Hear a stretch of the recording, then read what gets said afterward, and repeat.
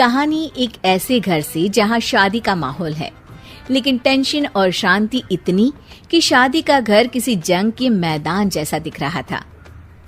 अरे जैसा मर्जी डेकोरेशन कर दो, पैसों की चिंता मत करो।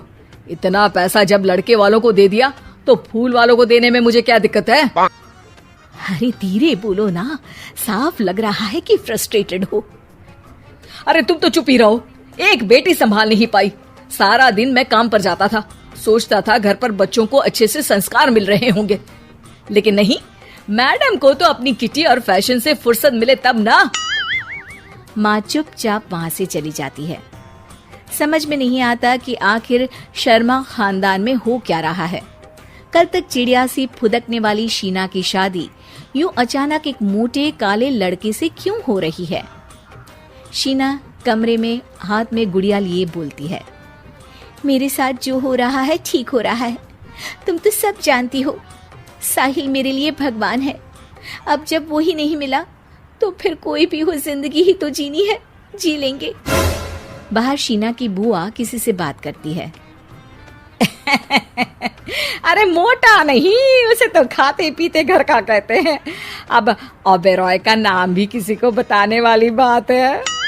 उनका इकलौता लड़का तो करोड़ों की सामी तो है ही। अरे हमारी शीना बिटिया तो रानी बनेगी, रानी।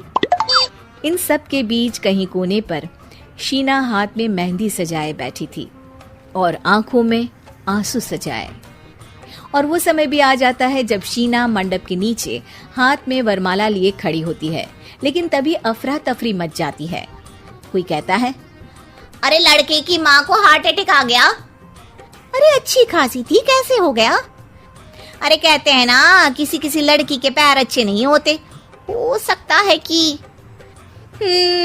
मनहूस है ये लड़की। शीना पास खड़ी सब सुन रही थी। फिर शीना अपने कमरे में आ जाती है। शादी ये कहकर नहीं होती कि लड़की मनहूस है। अब लगातार शीना के लिए लड़के देखने आते, लेकिन आस पड़ोस या किसी के कहने पर शादी हर बार टूट जाती। लेकिन एक दिन, अंकल, मैं काफी दिनों से आपसे मिलने की कोशिश कर रहा था, लेकिन हिम्मत नहीं हो पा रही थी। अरे बेटा, हिम्मत तो हमारी टूटी पड़ी है। वैसे कौन हो तुम? अब मेरा नाम साहिल है अंकल। मैं शीना से प्यार करता हूँ और उसी से शादी करना चाहता हूँ। अरे अब तो किस जात के हो ये भी मायने नहीं रखता। बेटा, मेरी बेटी मनहूस है। ये सब कहते हैं कि इसीलिए उसकी शादी नहीं हो पा रही। अगर तुम शादी करने को तैयार हो तो ठीक है। शीना की शादी साहिल से हो जाती है। अगले दिन साहिल की माँ का देहांत हो जाता है और एक बार फिर लोग शीना को अपशकुनी कहने लगते हैं। अरे खा गई दीदी को ये। अरे क्या जरूरत थी साहिल किसी मनहूस को घर लाने की? पर बुआ, माँ की तो तबीयत पिछले कई साल से खराब थी। डॉक्टर्स ने जवाब दे दिया था। क्या पता ये भी उनका सौभाग्य हो कि वो बहू का मुंह देख पाई। अरे बहू का मुंह देख पाई, या ये कह लो कि बहू का मुंह देखते ही स्वर्ग लोक सिधार गई। खैर, हमें क्या, घर तुम्हारा है, हम तो चले। अब शीना को खुद पर ही शक होने लगता है कि कहीं सच में वो अपशकुनी तो नहीं। साहिल, हम दोनों की शादी नहीं हुई होती तो अच्छा था। देखो ना, कैसे पहले मेरी शादी टूटती थी और अब तुम्हारी माँ भी। अरे ऐसा कुछ नहीं होता शीना, अपशकुनी वगैरह कुछ नहीं होता। ये सब तो ईश्वर के खेल हैं। वो शादी तुम्हारी इसलिए टूट गई क्योंकि तुमको मेरी पत्नी बनाना था, और माँ का जाना तो तय था। वो काफी बुजुर्ग थी, साथ ही एक ऐसी बीमारी से जूझ रही थी जिसमें डॉक्टर्स भी उन्हें नहीं बचा पाते। शीना साहिल की बात सुनकर तसल्ली कर लेती है और वहां से चली जाती है। अगले दिन, शीना, अरे ओ शीना। क्या हुआ? उफ, कहीं फिर मेरी वजह से कोई नुकसान?